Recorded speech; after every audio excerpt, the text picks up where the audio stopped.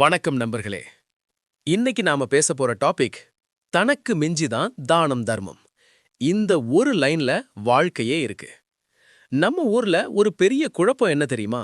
நல்லவனா இருக்கணும்னு ஆசை. அதனால என்ன பண்றோம்? நம்ம கிட்ட இல்லாதத கூட கொடுக்க ஆரம்பிக்கிறோம். பிறகு நாம தான் கஷ்டப்படுறோம். அதுக்கப்புறம் உலகத்தையே திட்டுறோம். நான் இவ்ளோ நல்லவனா இருந்தேன், எனக்கு ஏன் இப்படின்னு? உண்மையை சொல்றேன்னா, தனக்கு இல்லாததை கொடுப்பவன் பெரிய மனிதன் இல்ல, அவன் முட்டாள். கொஞ்சம் கசப்பா இருக்கு, ஆனா இதுதான் உண்மை. கதை இங்க தான் ஆரம்பிக்குது. ஒரு கிராமத்துல ராமசாமின்னு ஒருத்தரு. அவரு ரொம்ப நல்ல மனுஷன். யாராவது உதவி கேட்டா உடனே ஓடி போய் உதவி பண்ணுவார். பக்க வீட்டுக்காரன் காசு கேட்பான், தருவாரு. சொந்தக்காரன் லோன் கேட்பான், தருவாரு. கல்யாணம், சடங்கு எதுவாக இருந்தாலும் முதல்ல ராமசாமி தான். ஆனா ஒரு பிரச்சனை, அவரோட வீட்ல எப்பவும் பணக்குறை. மனைவி கேட்டா, என்னங்க நம்ம பிள்ளை ஃபீஸ் கட்டணும், சரி பாப்போம். மருத்துவ செலவு இருக்கு, சரி மேனேஜ் பண்ணிக்கலாம். ஒரு நாள் அவர்கிட்ட இருந்த சேமிப்பெல்லாம் காலி. அவர் உதவி பண்ணவங்க யாரும் திரும்பி வரல. அவர் மனசு உடைஞ்சு போச்சு. அப்போ அவரு ஒரு பெரியவரை சந்திக்கிறாரு. முதல் ரகசியம், ஆக்சிஜன் மாஸ்க் சட்டம். அந்த பெரியவர் சும்மா கேட்டார், ஏர்பிளேன்ல பயணம் பண்ணிருக்கீங்களா? இல்ல. சரி, அங்க ஒரு ரூல் இருக்கு. ஆக்சிஜன் மாஸ்க் கீழே வந்தா முதல்ல யாருக்கு போட்டுக்கணும் தெரியுமா? பக்கத்துல இருக்கிற பிள்ளைக்கு தானே? இல்ல, முதல்ல உனக்கு. ஏன் தெரியுமா? நீயே மூச்சு விட முடியலனா பக்கத்தவனை காப்பாத்த முடியுமா? அதே மாதிரி நீ நின்னு நில்லாம மற்றவனை தூக்குறது தர்மம் இல்ல, அது தற்கொலை. இரண்டாவது ரகசியம், காலி டம்ளர்ல இருந்து ஊத்த முடியாது. ஒரு டம்ளர் இருக்கு, அதுல தண்ணி பாதி தான் இருக்கு. அதுல இருந்து எல்லாருக்கும் ஊத்த ஆரம்பிச்சா கடைசில என்ன ஆகும்?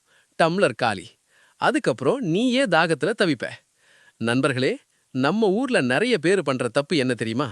சம்பளம் 20,000, ஆனா மாதம் 5,000 தானோ. குடும்பம் கஷ்டம். அது தர்மம் இல்ல, அது கணக்கில்லாம ஓடும் உணர்ச்சி. முதல்ல 3 டம்ளர் நிரம்பணும், அதுக்கப்புறம் தான் ஊத்து. மூன்றாவது ரகசியம், கெத்து காட்டும் தர்மம். இதுதான் நம்ம எல்லாரும் தினமும் பண்ற பெரிய தப்பு. ஊருக்காக, மரியாதைக்காக, கெத்துக்காக. கல்யாணத்துக்கு 50,000 கொடுக்கறோம், ஆனா வீட்ல இஎம்ஐ ஓடுது. யாராவது பார்க்கணும், வாவ் என்ன ஜெனராசிட்டி. அதுக்கு பேரு ஜெனராசிட்டி இல்ல, அதுக்கு பேரு அட்டென்ஷன் சீக்கிங். உண்மையான தானம் சத்தமில்லாமல் நடக்கும். சொல்லிக்கிட்டு பண்றது சேரிட்டி இல்ல, அது மார்க்கெட்டிங். நான்காவது ரகசியம், தர்மம் பண்ணி கடன் வாங்காதே. ஒரு ஆள் இருக்கான், மாத சம்பளம் 30,000. அவன் 10,000 தானம் பண்றான். அடுத்த மாதம் கிரெடிட் கார்டு ஸ்வைப்பு, பிறகு லோன் ஆப், அதுக்கப்புறம் ஸ்ட்ரெஸ்.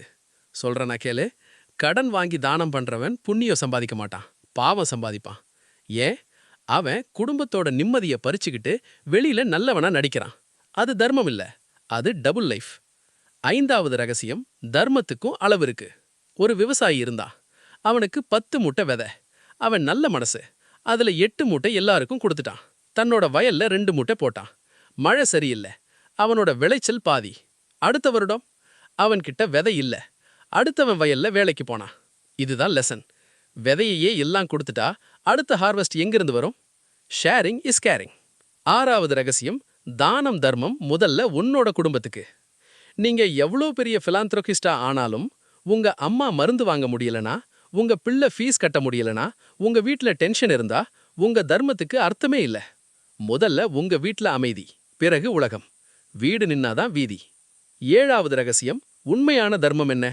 தானம் என்றா காசு மட்டும் இல்ல, டைம், நாலேஜ், என்கரேஜ்மெண்ட். ஒருத்தனுக்கு வேலை வாய்ப்பு காட்டுறது பெரிய தர்மம். ஒருத்தன் மனசு உடைஞ்சிருக்கு, அவனை மோட்டிவேட் பண்றது தர்மம். ஒரு ஸ்கில்ல கற்றுக் கொடுப்பது லைஃப் டைம் தானம்.